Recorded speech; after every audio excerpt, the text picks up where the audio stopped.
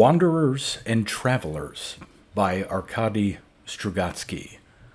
Originally published in a Russian anthology in 1963, first English translation and North American edition was in a 1966 anthology entitled Path into the Unknown, the Best of Soviet Science Fiction, republished in the November 1967 issue of International Science Fiction, then again in 4 more editions of Path into the Unknown in 1968 and 1969. The story also appears in a highly recommended collection of Russian science fiction stories called Molecular Cafe, read by Daryl T. Smith II for my channel, Quasar Spectra. Wanderers and Travelers. The water in the pool was not very cold, but all the same I was frozen. I had been sitting on the bottom right under the steep bank and for a whole hour had been cautiously turning my head from side to side and peering into the dim greenish twilight.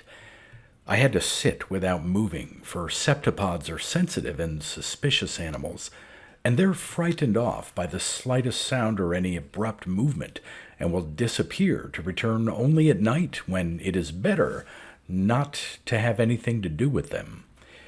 An eel was busying himself under my feet, and a dozen times a pompous-looking striped perch swam past me and back again, stopping each time and staring at me with his vacuous, round eyes. As soon as he was gone, a shoal of silvery small fry would appear and begin to graze just above my head. My knees and shoulders were quite numb. I was afraid that Masha might not wait any longer and would get into the water to rescue me. I succeeded in conjuring up so vivid a picture of how she was sitting all alone at the water's edge and waiting for me, how terrified she was, and how she longed to dive in and find me, that I had already made up my mind to come up, when at last a septopod swam out of the weed 20 paces or so to the right of me. It was a fairly large specimen and appeared noiselessly and suddenly like a ghost, his round body foremost. His whitish mantle was pulsating gently, in a limp and inert kind of way, as it sucked in and ejected the water, and he rocked slightly from side to side as he moved. His tentacles were tucked under him, and their thin ends trailed after him, resembling tattered of old rag. And the slit of his eye, nearly covered by the eyelid, shone dimly in the faint light. He was swimming slowly, as they do in the daytime, in a strange and uncanny trance, not knowing where he was going or why. He was probably impelled by the most obscure and primitive drives, like those, perhaps, that control the movements of amoebae. Very gently I raised the marker and aimed it at the inflated back. The silvery mass of small fry suddenly darted away and vanished, and it seemed to me that the eyelid above the great glassy eye flickered.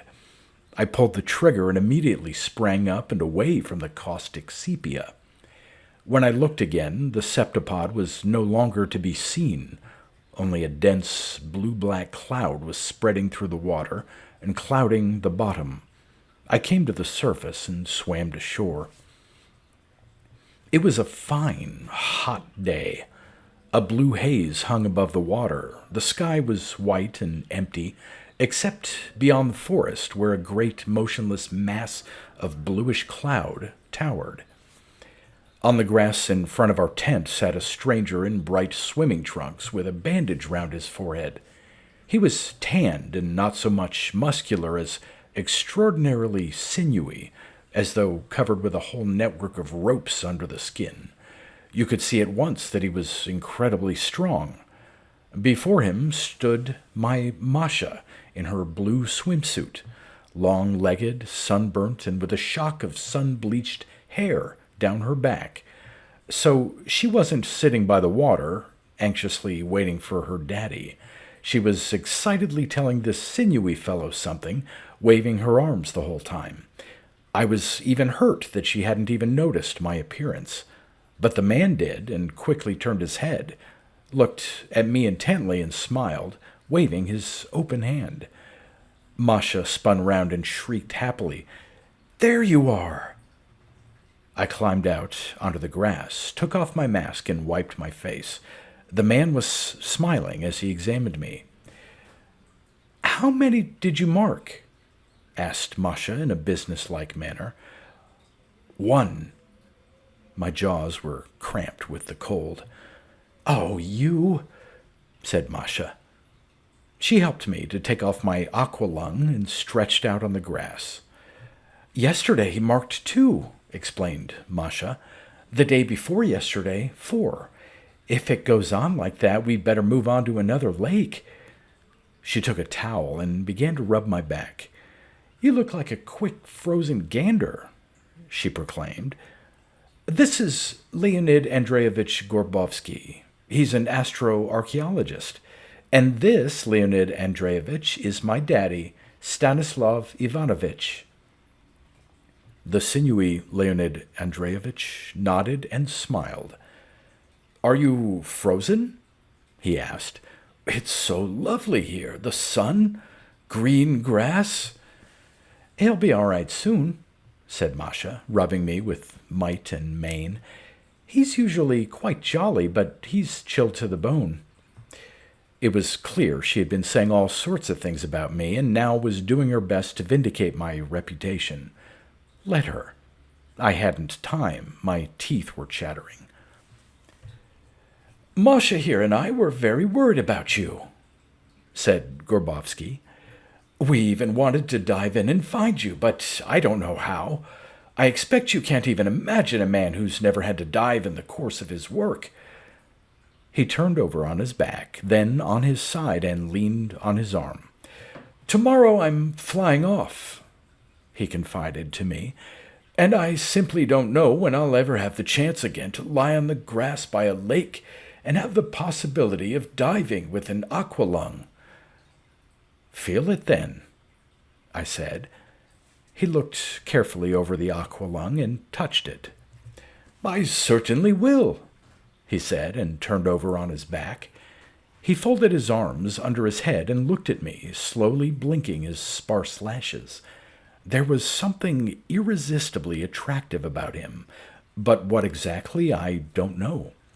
Perhaps it was his eyes, trusting and a little sad, or perhaps it was because his ears stuck out from under the bandage in such a comical fashion. Having gazed his fill at me, he turned his eyes on a blue dragonfly that was swaying on a blade of grass. "Dragonfly," he said. "Dear little dragonfly, blue, lakeside beauty.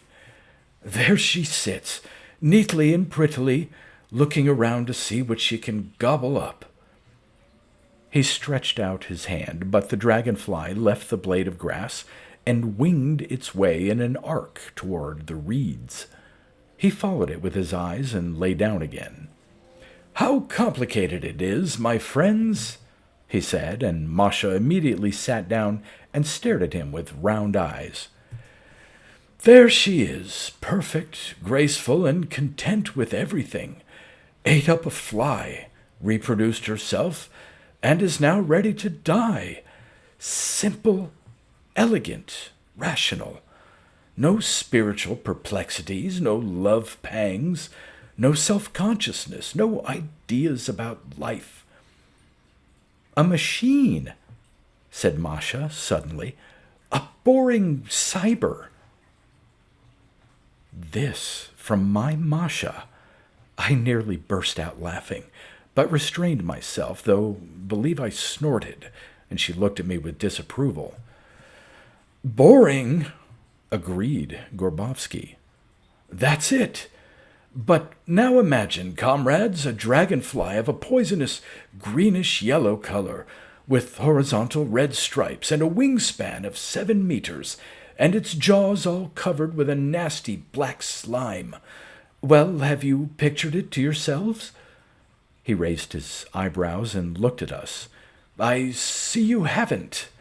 But I have run away from them like a madman, even though I've been armed. Now the question is, what is there in common between these two boring cybers?" "That green one," I said, "is from another planet, I suppose?" "No doubt about that." "From Pandora?" "Exactly, from Pandora," he answered. "What have they got in common?" "Yes, what?" "But that's obvious," I said. "An identical level of assimilation of information. Reaction at the level of instinct." "Words," he sighed. "Don't be angry, but these are only words and no use to me. I've got to find traces of reason in the universe, but I don't know what it is. It's no good talking to me about different levels of assimilation of information. I know quite well that the dragonfly and I have different levels, but all that is intuition. Now, tell me, here I found an ant nest. Does it represent traces of reason or not? On Leonida, they discovered buildings without windows and without doors. Does that represent traces of reason? What have I to look for? Ruins, inscriptions, rusty nails? A septahedral screw? How am I to know what traces they leave? What if their aim in life is to destroy the atmosphere wherever they find one? Or to build rings round the planets? Or to hybridize life? Or to create life? Perhaps that dragonfly was self-reproducing cybernetic apparatus set going in times beyond memory. To say nothing of the possessors of reason themselves. After all, one can pass a slimy creature croaking in a puddle 20 times and only turn away from it in loathing. But the creature looks at you with beautiful, goggling yellow eyes and thinks to himself, "Interesting. Obviously a new species. An expedition should return here and catch a specimen." He covered his eyes with his hand and started humming a tune. Masha had her eyes fixed on him and waited. I was waiting, too, mentally sympathizing with him. It is hard to work when your job hasn't been properly defined. Very difficult. You grope about in the dark and you get no pleasure or satisfaction. I had heard of these astroarchaeologists. It was impossible to take them seriously, and no one did. "But there is reason in cosmos," said Gorbovsky suddenly. "There's no doubt about that. I know that now. But it isn't what we think it is, nor the kind we expect it to be, and we're not looking for it there, or not the way we ought. In fact, we don't know what we are seeking." "Well, that's just it," I thought. "Not that, not there, not that way. That's not serious, comrades. Just childishness, looking for the traces of ideas that once floated about in the air. The voice of the void, for instance," he continued. "Have you heard of it? I don't suppose so. Half a century ago people wrote about it, but now nobody mentions it anymore, because no progress was made, you see, and since no progress has been made, perhaps there is no voice. We've got plenty of these cock sparrows, you know. They know nothing themselves about science because either they're lazy or haven't been educated properly, but they have heard that man is all-powerful. He's all-powerful, but he can't make head or tail of the voice of the void. Dear, dear, dear, what a disgrace. We can't. We won't. What cheap anthropocentrism." "What's the voice of the void?" asked Masha softly. "It's a very curious effect. It can be perceived in certain directions in space.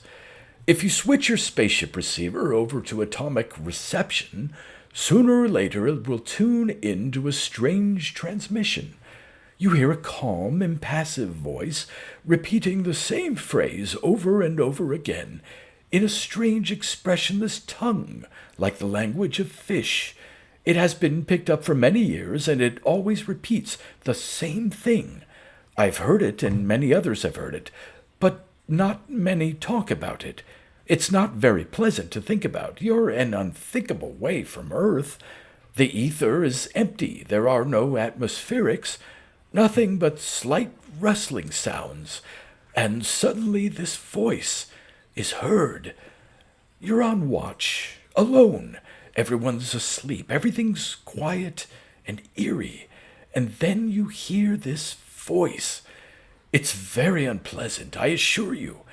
There are recordings of it, and many people have cudgeled their brains and still are to decipher it. But in my opinion, it's futile. There are other riddles. Astronauts could tell a lot, but they don't like to. He fell silent and then added with a kind of melancholy insistence, "You've got to realize it's not simple. We don't even know what to expect, you see. We can meet them at any moment, face to face, and they can turn out to be immeasurably higher beings.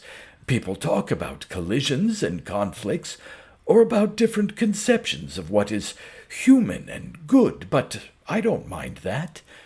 I'm afraid of an unparalleled humiliation of humanity, of a gigantic psychological shock. We're so proud, We've created such a marvelous world. We know such a lot. We have penetrated into the great universe, where we are exploring, discovering, studying, investigating. What? For them, this universe is their own home. For millions of years, they've been living there, as we've been living on our Earth, and they can only wonder at us. What are these beings doing here amongst the stars?" He broke off suddenly and jumped to his feet, listening to something. I started involuntarily. "That's thunder," said Masha softly, gaping at him open-mouthed. "Thunder. There'll be a storm soon."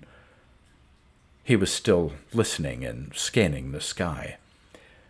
"No, it's not thunder," he said at last, and sat down again. "It's a liner. See it? Over there." A bright streak flashed across the blue pile of clouds and vanished, and again there was a faint rumbling in the sky. "And now sit and wait," he said incomprehensibly. He looked at me and smiled, but in his eyes there was a look of sadness and suspense. Then it passed, and his eyes again took on their former trusting expression. "And what do you do, Stanislav Ivanovich?" he asked. I decided he wanted to change the subject, so I started telling him about the septopods, that they belonged to a subclass of dibranchiate and class of cephalopods and represent a special, hitherto unknown family of the order of octopuses. Their main features were a reduction of the third left tentacle opposite the third hectocotylized right one, 3 rows of suckers on the arms, a complete absence of coelome, an extraordinarily powerful development of the venous hearts, the maximum concentration for cephalopods of the central nervous system, and various other less important peculiarities. They had been discovered not long before, when a number of them appeared off the east and southeast coasts of Asia, and a year later they were being found in the lower reaches of the great rivers, the Mekong, Yangtze, Huanghe, and Amur, and also in lakes that were a fair distance from the sea coast, in this one, for instance. And this is remarkable because ordinary cephalopods are highly stenogallinaceous, and even avoid the Arctic waters with their reduced salinity. Also, They hardly ever come out on dry land, but the fact remained septopods feel quite happy in fresh water, and they do come out onto the shore. They get into boats and onto bridges, and not long ago, two were found in the forest about 30 kilometers from here. Masha was not listening. She had heard it all from me before. She went into the tent and brought out the Minivox and switched it to automatic reception. She was obviously impatient to pick up the voice of the void. But Gorbovsky was paying great attention to what I was saying. "Were those two alive?" he asked. "No, they were found dead. The forest here is a game reserve. The septopods had been trampled and half-eaten by wild boar. But they were still alive 30 kilometers away from water. The mantle cavity of both of them was stuffed with damp weed. That apparently is the way they lay in a certain store of water for their journey across dry land. The weed was of the species that grows in lakes. There is no doubt that these septopods had come from these very lakes and were on their way deeper into the country to the south. I must mention that every single specimen so far captured has been an adult male. Not a single female, nor young septopod. Probably the females and the young cannot live in fresh water or come out on dry land. It's all very interesting," I continued. "As a rule, sea animals only alter their mode of life so completely during the breeding season. Then instinct forces them to go to quite unaccustomed places. But here there is no question of breeding. Some other instinct is at work here, more primitive perhaps and more powerful. The main thing now for us is to trace their migration routes. So I spend 10 hours a day at the bottom of this lake. Today I marked one. If I'm lucky, I'll mark another one or two before evening. At night, they become extraordinarily active and seize everything that comes near them. They've even been known to attack men, but that is only at night." Masha had turned the radio on as loud as possible and was reveling in the mighty sound issuing from it. "Quieter, Masha," I said, and she turned it down. "So you mark them," said Gorbovsky. "That's interesting. How do you do it?" "With generators." I extracted the cartridge from the marker and showed him an ampule. "With pellets like these. In each one there's a generator which can be heard underwater at a distance of 20 or 30 kilometers." He took the ampule carefully and examined it closely, and his face became sad and old-looking. "Very clever," he murmured. "Simple and clever." He continued to twist it about in his fingers as though trying to get the feel of it, then put it on the grass before me and rose to his feet. His movements had become slow and irresolute. He went to where his clothes were lying, rummaged among them, found his trousers, and stood still, holding them in front of him. I was watching him with a vague feeling of unease. Masha was holding the marker ready in her hand to show him how it was used and was also watching Gorbovsky. The corners of her lips were drawn down piteously. I had noticed long ago that this sort of thing often happened to her, and the expression of her face would take on that of the person she was watching. Leonid Andreevich suddenly began to speak in a very soft voice, in a mocking sort of way. "That's funny, I must say. What a vivid analogy. For centuries they've lain in the depths, and then they rise and enter a strange, hostile world. And what drives them? An obscure primitive instinct, you say? Or a method of assimilating information that has reached a level of unbearable curiosity? It would surely be better for them to stop at home in the salt water, but something draws them and draws them to the shore." He roused himself and started putting on his trousers. His trousers were old-fashioned and long. He hopped on one leg as he put them on. But it's true, isn't it, Stanislav Ivanovitch, that we must think they're not ordinary cephalopods? In their own way, yes, of course, I agreed. But he was not listening. He had turned to the receiver and was staring at it. Masha and I stared too. The set was emitting strident, discordant signals resembling the interference caused by an X-ray apparatus. Masha put down the marker. 6.08 meters, said she in a puzzled tone. Some service station, but what one? He was listening to the signals, eyes closed and his head to one side. No, that's not a service station, he murmured. It's me. What? It's me. I'm signaling. Me, Leonid Andreevich Gorbovsky. Why? He laughed mirthlessly.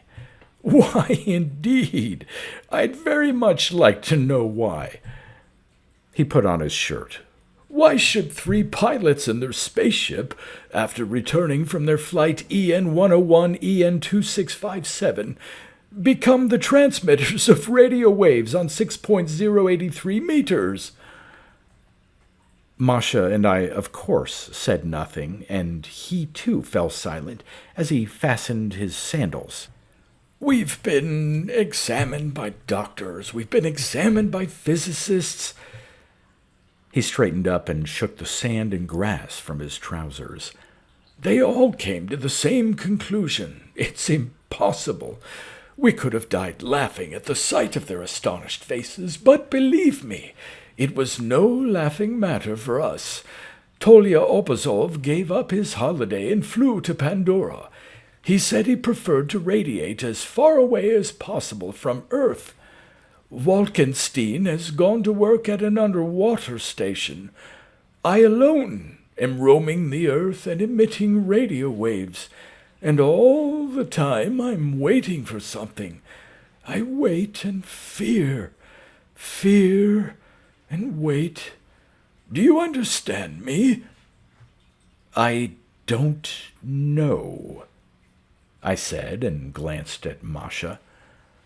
You're right, he said.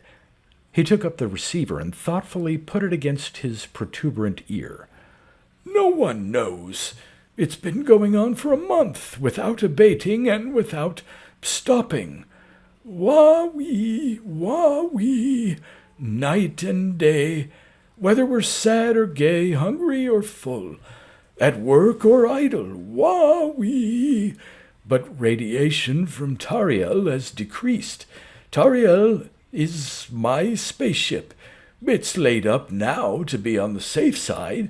Its radiation interferes with the control of some aggregates on Venus, and they're sending inquiries and getting annoyed. Tomorrow I'm taking it somewhere further away. He straightened himself again and slapped his thighs with his long arms. Well, it's time for me to go. Goodbye, and good luck to you. Goodbye, Masha.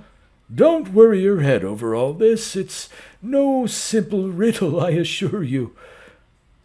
He raised his hand in salute, nodded, and walked away, lanky and awkward. By our tent he stopped and said, You know, do try to be as careful as you can with those septopods. Otherwise you're marking them, and it's all very unpleasant for them. And off he went. I lay a little while longer, face downwards, and then glanced at Masha. She was still following him with her eyes. I could see at once that Leonid Andreevich had impressed her, but not me. I was not in the least worried by his talk about the possibility of the possessors of universal reason being immeasurably higher than ourselves. Let them be. In my opinion, the higher they were, the less chance there was of our getting in their way. It was like a roach who didn't care a hang for a wide meshed net. As to pride, humiliation, and shock, we'd probably get over that. I would, at any rate. And the fact that we were discovering and studying the universe, which they had long ago made themselves at home in, well, what of it? We'd not yet made ourselves at home in it, and for us they were nothing more than a part of the nature we had set out to explore and study, be they 3 times as high as us. They were external to us. Though, of course, if they started marking me as I was marking the septopods. I glanced at my watch and sat up abruptly. It was time to get on with my work. I noted down the number of the last ampule and checked my aqua lung. Then I went into the tent, got my ultrasonic locator, and put it in the pocket of my trunks. "Help me on with it, Masha," I said, putting on the aqua lung. She was still sitting by the radio, listening to the unremitting wah-wee. She helped me on with the aqua lung, and we got into the water together. I switched on the locator, and it began to emit signals. My marked septopods were drowsily floating about in the lake. We looked meaningly at each other and swam up to the surface. Masha was spitting out the water and pushing the wet hair from her forehead as she said, "But there is a difference between an astrocraft and wet weed in the branchiate sac." I told her to get on the bank and dived in again. No, I wouldn't worry as much if I were Grabowski. It was all much too frivolous, like his astroarchaeology. Traces of ideas. Psychological shock. There would be no shock. Most probably, we wouldn't notice each other at all. What on earth are we to them, I'd like to know?